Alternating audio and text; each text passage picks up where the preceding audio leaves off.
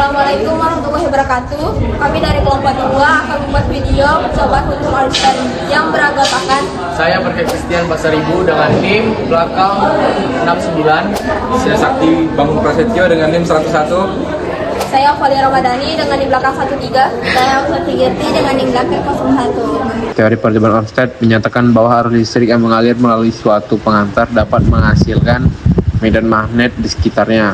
Teori ini dibuktikan oleh Hans Christian Oersted pada tahun 1820 ketika ia mengamati jarum kompas menyimpang saat didekatkan ke kawat dan daliri arus listrik.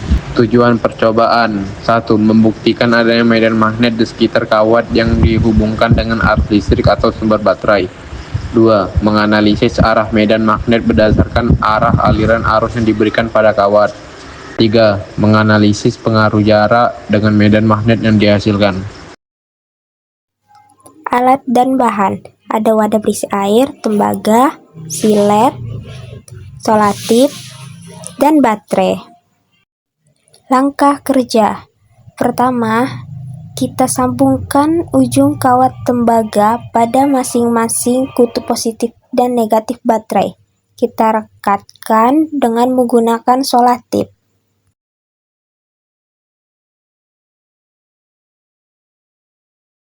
Lalu selanjutnya kita letakkan silet di atas permukaan air.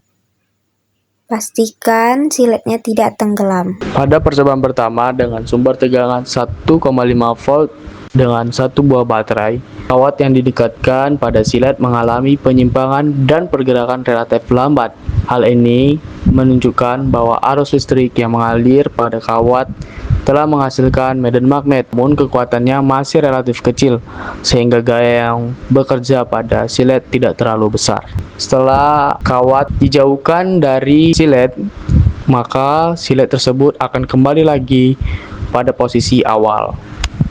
Pada percobaan kedua, tegangan ditingkatkan dengan 3 volt, yaitu dengan dua buah baterai 1,5 volt. Setelah penambahan tegangan, silet terlihat bergerak lebih cepat dan menyimpangnya lebih mudah diamati. Hal ini terjadi karena peningkatan tegangan menyebabkan arus listrik yang mengalir menjadi lebih besar. Semakin besar arus listrik yang mengalir pada kawat, semakin kuat medan magnet yang dihasilkan.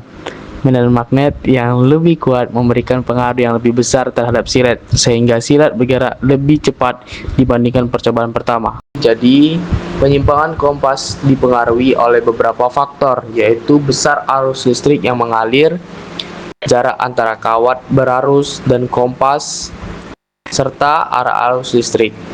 Semakin besar arus listrik yang mengalir, semakin besar pula penyimpangan yang terjadi.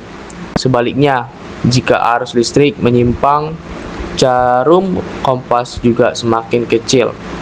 Selain itu, semakin dekat posisi kawat berarus dengan kompas, semakin besar penyimpangan yang terjadi.